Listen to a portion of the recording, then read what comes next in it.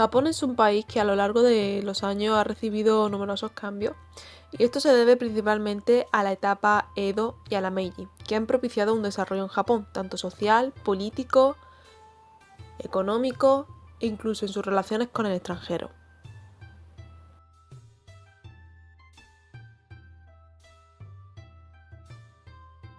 Debido a la situación geográfica de Japón, este era un país que se sentía bastante protegido, y por otro lado fue lo que propició el carácter de dicho país, pues poco a poco se le fue dando carácter a su cultura, a su religión, sus creencias, su amor por la naturaleza. Todo esto lo fue dando forma el periodo Edo. La creación del sistema feudal trajo también consigo una serie de cambios socioeconómicos. En la etapa Muromachi, entre 1392 y 1573, se comenzó a desarrollar la escala social, formada por mercaderes, artesanos, campesinos. Antes del periodo Edo, Japón había sido influenciado por una serie de ideas católicas debido a las misiones cristianas, y como esto suponía una amenaza tanto comercial como religiosa, expulsaron a todos los occidentales, ya que esto suponía una amenaza para el daimyo.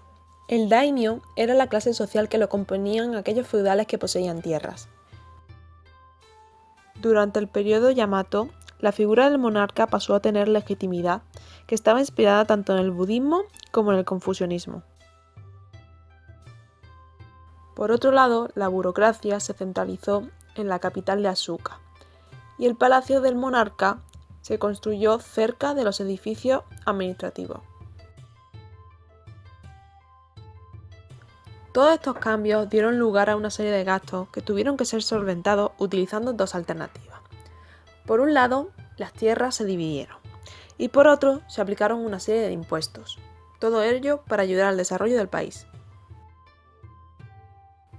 En cuanto a la formación del Estado feudal japonés, existía un patrón denominado protector de Estado.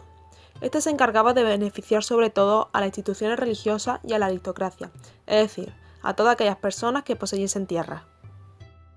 Esta centralización hizo que se pasase de la preponderancia feudal monárquica a los territorios semiautónomos de los daimyo, es decir, de los soberanos feudales.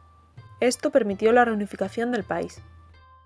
A pesar de todo ello, el sistema feudal sufrió una ruptura, y durante el periodo Edo, tras la expulsión de los misioneros, solo se permitió un acceso regulado a mercaderes procedentes de Holanda, de China y de Corea. Además de ello, cualquier viaje al exterior quedó totalmente prohibido, y se castigaría a todo aquel que lo incumpliese. Ahora Japón disfrutaba de un estado de paz, y todo ayudó a sus producciones, pues ahora aumentaron las del arroz, las del oro, las de la plata, surgieron nuevas actividades económicas, etc.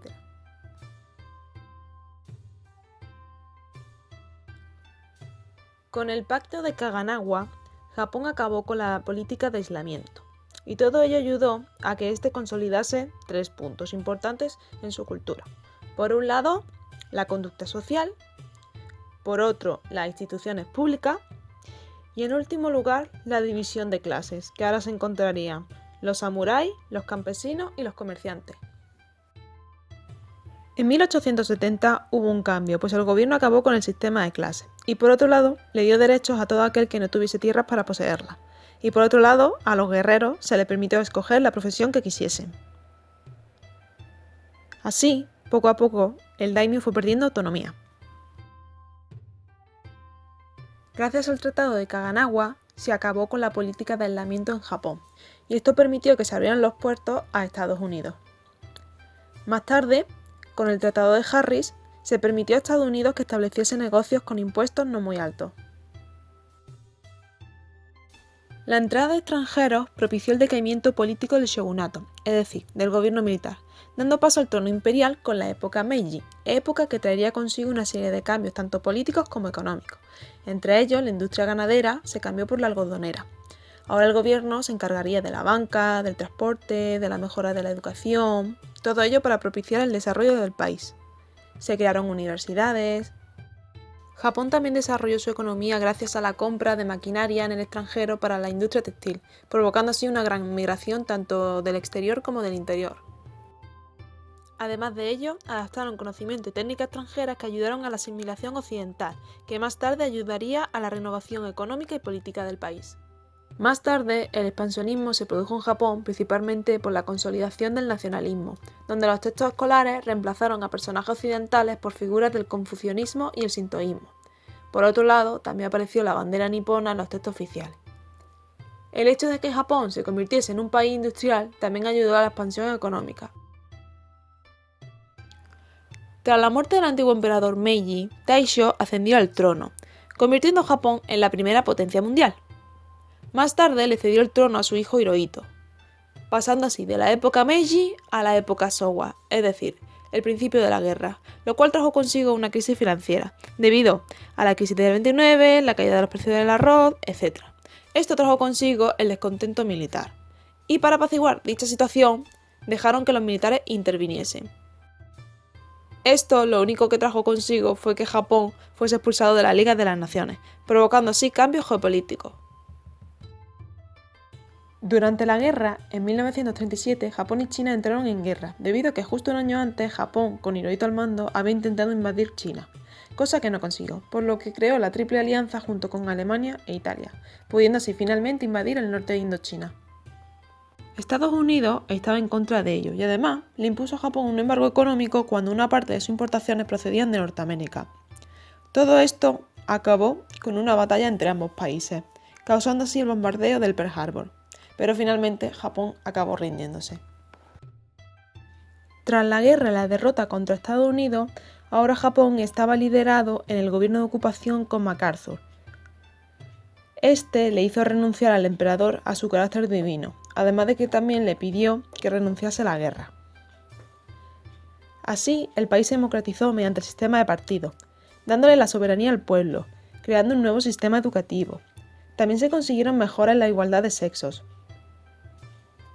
Se consiguió el derecho a voto siendo mayor de 20 años.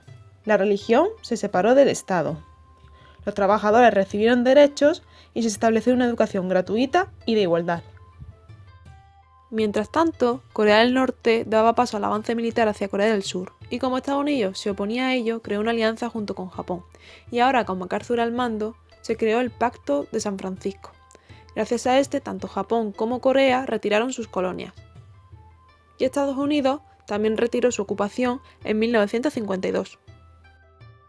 Ahora, con la alianza entre Estados Unidos y Japón, el país nipón desarrolló su economía gracias al Programa de Asistencia Oficial para el Desarrollo. Esto también se produjo gracias a la exportación de productos al mercado exterior, destacando a Estados Unidos. Y todo este crecimiento se reflejó en la crecida de las inversiones. De esta manera, entre los años 50 y 70, Japón vivió un gran crecimiento económico, y esto se vio principalmente en su industria, que pasó de exportar hierro y textiles a equipos de transporte. Por otro lado, la materia prima importada se compraba a un bajo precio para luego ser revalorada y exportada a un precio mayor, bajando así las importaciones del PIB.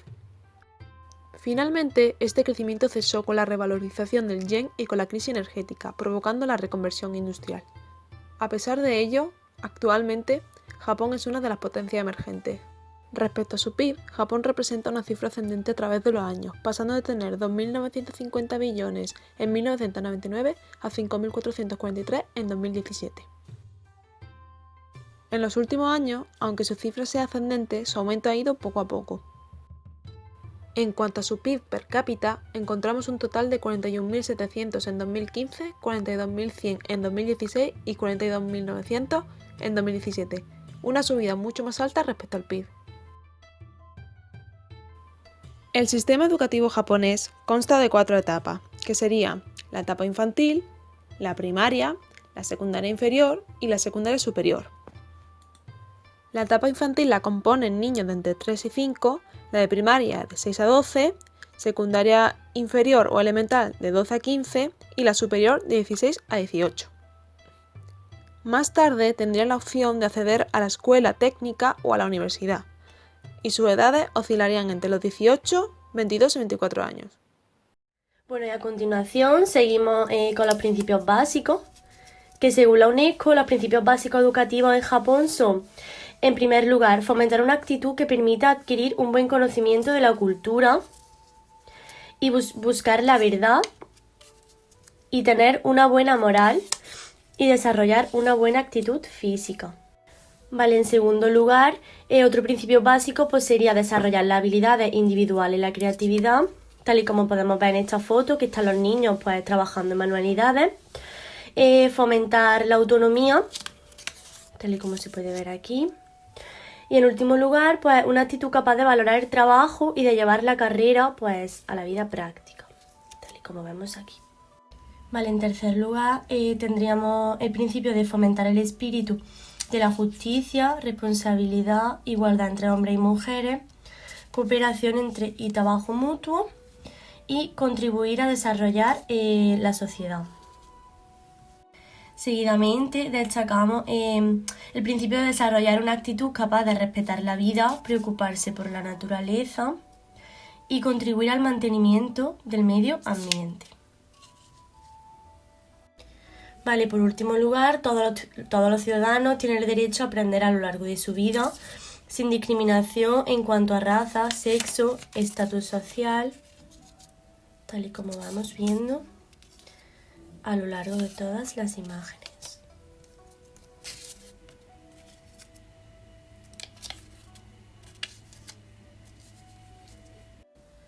En lo que respecta a la distribución de responsabilidades, pues en primer lugar podemos decir que el Ministerio de Educación es la autoridad central y su misión es crear a personas independientes y creativas para promover el aprendizaje permanente. En segundo lugar, Japón podemos decir que está formado por 47 prefecturas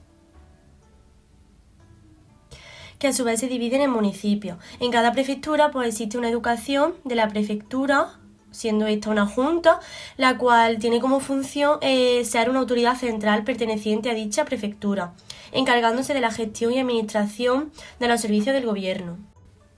Seguidamente cabe nombrar la figura del intendente, siendo este el responsable de las políticas y medidas llevadas a cabo por la Junta. En cada municipio, tal y como vemos aquí, pues hay una Junta de Educación Municipal de Educación, la cual tiene como función encargarse de los servicios del gobierno relacionados con la ciencia, la educación y la cultura de dicho municipio. Además, existen otros cuerpos como la Japan Scholarship Foundation, tal y como vemos aquí, la cual concede becas a todos aquellos estudiantes pues, que tienen problemas económicos, lo que le perjudica a la hora de continuar con sus estudios. Seguidamente, el Centro Nacional para los Exámenes de Ingreso a la Universidad es una institución administrativa independiente y controlada por el Ministerio de Educación, el cual se encarga de la prueba del centro en lo referente pues, a la admisión de los alumnos y alumnas para poder entrar a la universidad. El Instituto Nacional de Investigación de Políticas Educativas es un organismo nacional que investiga políticas educativas integrales, además de analizar los datos de investigación académica. Bueno, y para concluir con el apartado de distribución de responsabilidades, cabe destacar que la Institución Nacional de Grados Académicos y Evaluación Universitaria es la encargada de evaluar y acreditar los programas de otorgamiento de títulos de las universidades, colegios universitarios, colegios de tecnología y escuelas de derecho. En lo referente a la administración, el sistema educativo japonés es descentralizado, ya que el Estado no tiene todas las competencias, pues las autoridades locales se encargan de la educación obligatoria, que son las escuelas de primaria y secundaria, mientras que el sector privado es el que se encarga de bachillerato y de la educación superior. En cuanto a la inspección, en Japón los superintendentes de cada municipio y prefectura son los que se encargan de las políticas que se llevan a cabo en la Junta y los gobernantes de respectivos municipios administran y gestionan los centros, tal y como podemos ver en esta foto. Siguiendo con la exposición, yo me voy a dedicar a la financiación, a los órganos consultivos, a la educación privada y finalmente a la educación infantil.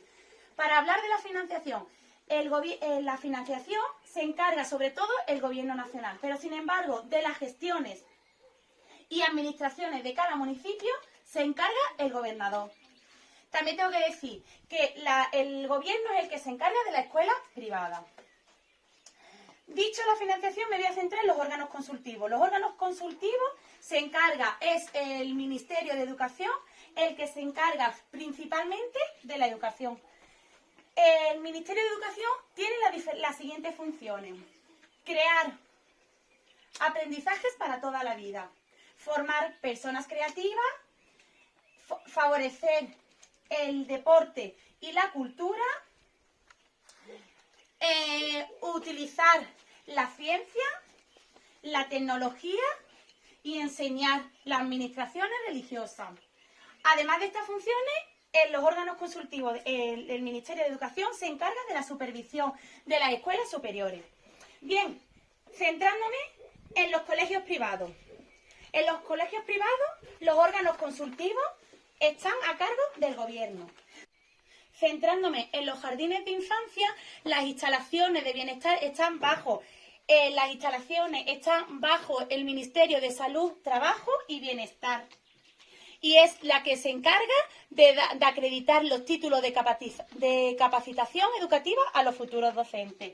Finalmente, en el campo de la universidad, la Junta de la Educación es la que se encarga de la designación de los maestros de las escuelas de prefectura, que son las escuelas secundarias superiores y las escuelas de primaria y secundaria inferior. Y ellos se encargan del nombramiento de los docentes de las otras escuelas, como la escuela de las jardines de infancia y las escuelas secundarias. Una vez explicada la financiación y los órganos consultivos, me voy a centrar en la educación privada. La educación privada en Japón tenemos que decir que tiene bastante peso, juega un papel bastante importante, ya que está bajo el gobierno. Ya que el gobierno tiene la ley de subsidio para la promoción de dichas escuelas privadas.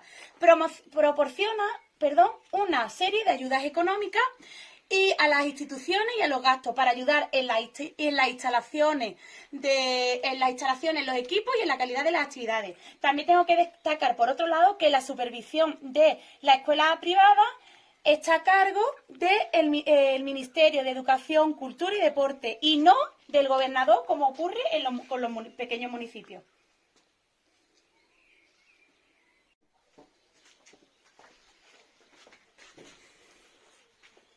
Una vez expuesto la educación privada, ya me voy a centrar en la educación infantil. Pero tengo que hacer mención que en Japón cuentan con jardines de infancia. Los jardines de infancia es una etapa que va justo antes de la educación infantil. Son para los niños y niñas de más pequeños, desde muy temprana edad pueden acceder al centro, más o menos desde los 6 meses.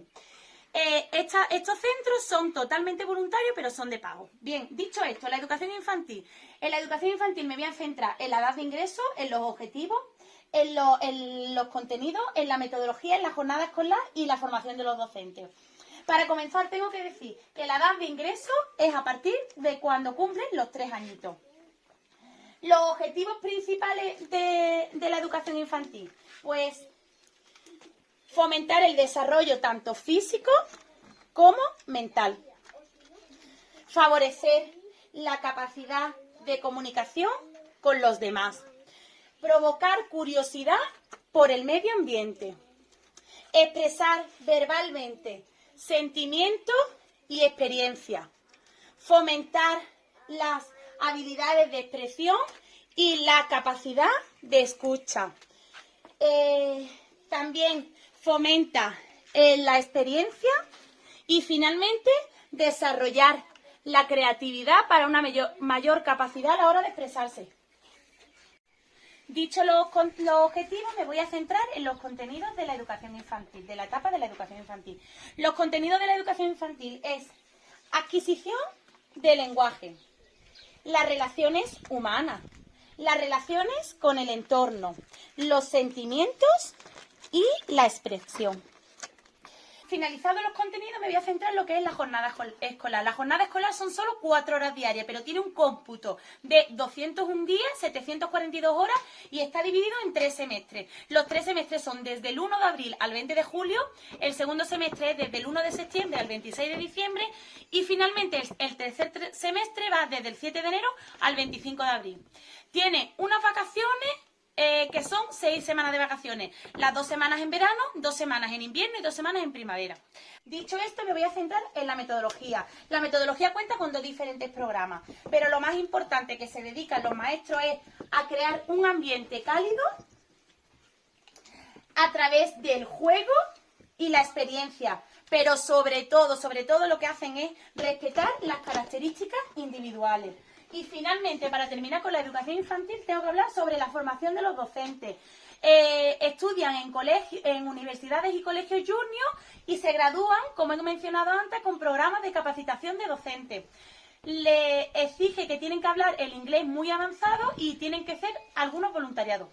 Y aquí termino con mi parte de mi exposición y ahora finalmente va a terminar mi compañera Irene con las otras etapas educativas. Bien, ahora vamos a hablar sobre la educación primaria. Su edad de ingreso es a los 6 años, teniendo una duración de 6 años, siendo esta dividida en 2 partes, abarcando los 3 primeros cursos, siendo estos primero, segundo y tercero de primaria, y abarcando los 3 últimos cursos, siendo estos cuarto, quinto y sexto de primaria. Ahora bien, los objetivos que abarca son los siguientes. Primero, desarrollar el espíritu de comprensión. Luego, la cooperación y las relaciones sociales. Seguidamente, alentar a comprender y apreciar la historia local y las tradiciones. Luego, desarrollar conocimientos y habilidades útiles para la vida diaria, tales como la alimentación, vivienda, industria. A su vez, tiene que fomentar la capacidad para comprender y usar el japonés según sea necesario. También tiene que desarrollar habilidades para la relación con cualquier persona según se requiera. También es muy importante fomentar la capacidad científica y desarrollar unos hábitos para una vida feliz. Con respecto a los contenidos que abarcan, primeramente son el idioma japonés, música, arte, ciencia, economía doméstica, matemáticas, ciencias sociales, educación física, educación moral, estudios de ambiente y de vida. Además de ello, se dan actividades especiales, tales como son periodos de estudio integrado y actividades de idiomas extranjeros.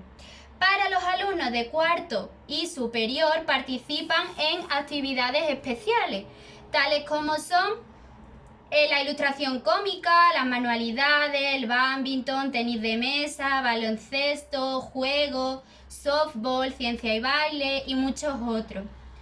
Luego, en el periodo de estudio integrado, son periodos en los que cada escuela lleva a cabo actividades educativas sobre temas transversales más allá de las materias, como son la comprensión internacional, también bienestar y salud, a su vez pues en función de las circunstancias también de la comunidad, de los estudiantes.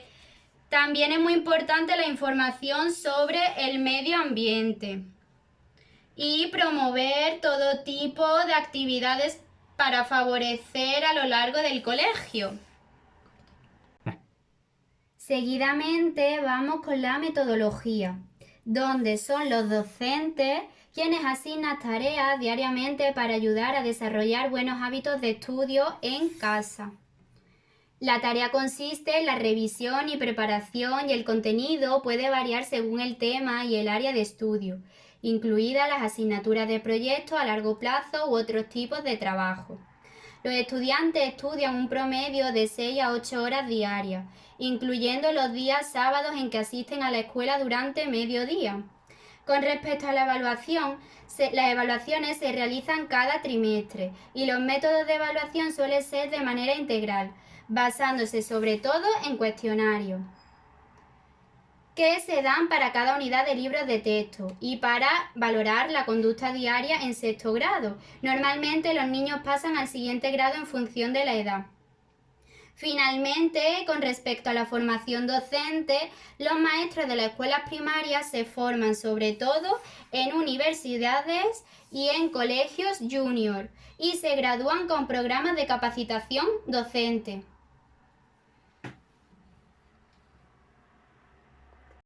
Bien, ahora vamos a hablar sobre la educación secundaria inferior. La edad de ingreso es a los 12 años, teniendo esta una duración de 3 años en total. Al terminar esta educación, los alumnos pueden solicitar una educación secundaria superior, pero eso sí, haciendo unos exámenes de ingreso, bien sea para acceder a la escuela secundaria superior o a la universidad. Posterior a ello se encuentran los objetivos. Primeramente se centran en fomentar unas habilidades necesarias que sirvan para que los individuos sean unos miembros de la sociedad japonesa. Segundamente consiste en desarrollar unas capacidades de elegir básicas para elegir una carrera basándose en el conocimiento sobre los trabajos y las calificaciones necesarias en la sociedad. Y tercero, inculcar unas actitudes que valoren el trabajo y promuevan actividades sociales, tanto dentro como fuera del aula de clase, desarrollando unas capacidades de hacer juicio justo y controlando los sentimientos. Posterior a ello se encuentran los contenidos, donde se centran el japonés, los estudios sociales, las matemáticas, ciencias, música, bellas artes, salud, educación física, artes industriales, economía doméstica, educación moral, actividades especiales, periodos de aprendizaje integrado e idioma extranjero. Con respecto a la metodología que sigue la escuela secundaria inferior, esta se la proporciona a los alumnos de 12 a 15 años. Proporciona una educación secundaria general, adaptada al nivel de su desarrollo mental y físico, basándose en la educación básica proporcionada por la escuela primaria. Su metodología también se basa en realizar unas actividades especiales que incluyan actividades de clase, consejos de estudiantes y eventos escolares. Luego los alumnos son evaluados por los docentes. Sin embargo, el contenido de los exámenes para la escuela secundaria lo lleva a cabo la Junta de Educación de la prefectura o municipio donde se encuentra la escuela secundaria pública. Y finalmente, la formación que tienen los docentes de las escuelas secundarias, pues esta la reciben tanto en universidades como en colegios junior y se gradúan de programas de capacitación docente. Además, estos reciben especialización en habilidades prácticas en las escuelas profesionales de posgrado. Bien, ahora vamos a hablar sobre educación secundaria superior.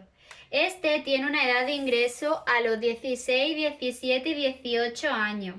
Para acceder a ella, los estudiantes son examinados de 5 materias, tales como son japonés, matemáticas, estudios sociales, ciencia e inglés, y a mayor puntuación, mayores posibilidades tienen de ser admitidos en una buena escuela secundaria superior. La duración que esta educación conlleva es de 3 años. Con respecto al objetivo, el primero de ellos consiste en proporcionar a los alumnos una educación secundaria general y especializada, y adaptada a su nivel de desarrollo físico y mental, teniendo como base toda la información recibida a lo largo de su época.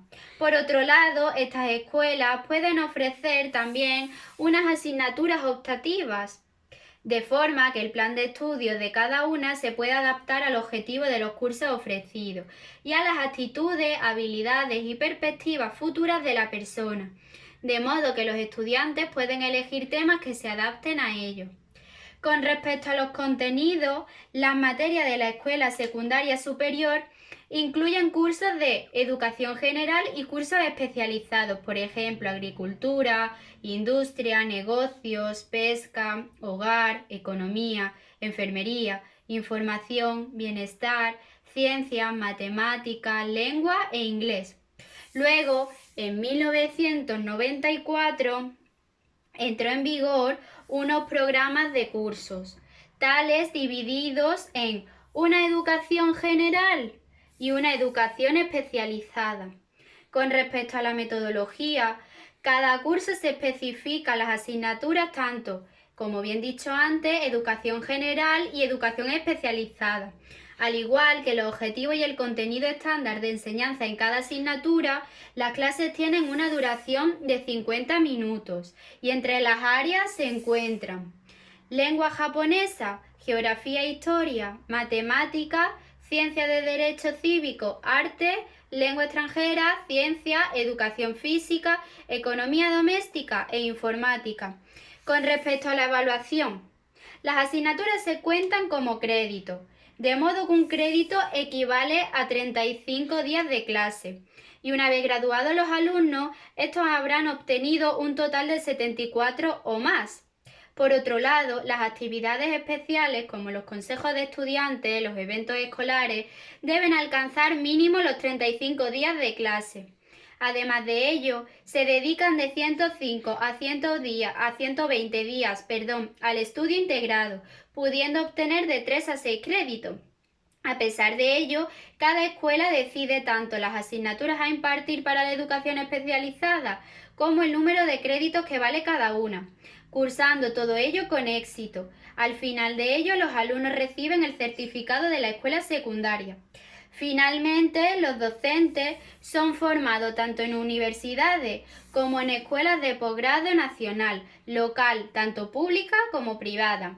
En las escuelas de posgrado se forman a los futuros docentes, especializándolos en la capacitación de habilidades docentes. Finalmente, con respecto a las escuelas técnicas y formación profesional, los alumnos que acuden a ellas tienen que tener entre 16, 17 y 18 años.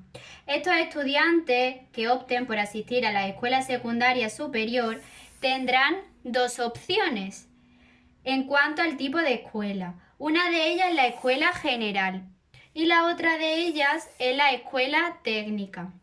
Como es posible imaginar, las escuelas secundarias generales preparan a los estudiantes para aprobar el examen de ingreso de alguna de las más de 1.200 universidades públicas y privadas del país.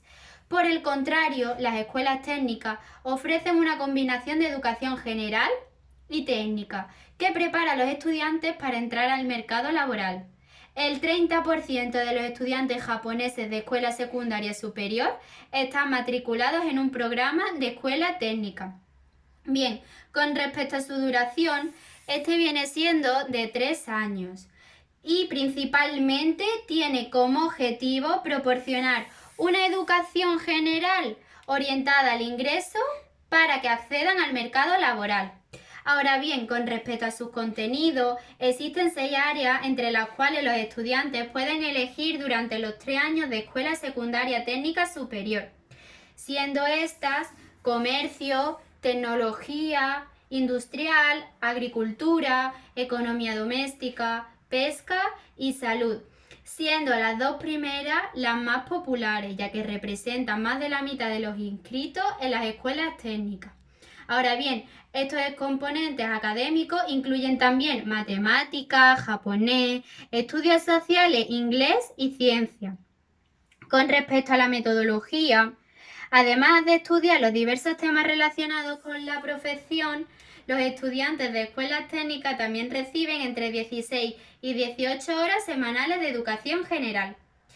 Luego, su evaluación, dado que Japón tiene un sistema educativo descentralizado, la evaluación dependerá de cada prefectura, en este caso de las 47 existentes. Esto mismo ocurre con los contenidos y las políticas del centro. Finalmente, los educadores reciben una educación universitaria de 4 años. Al concluir su formación, el educador obtiene un título, pero este no lo faculta para trabajar directamente en el sistema educativo. Para poder obtener un trabajo como educador, debe presentar los exámenes requeridos para tal efecto por el cantón en el que pretende trabajar. Tiene además que cumplir un periodo de 3 meses de prueba.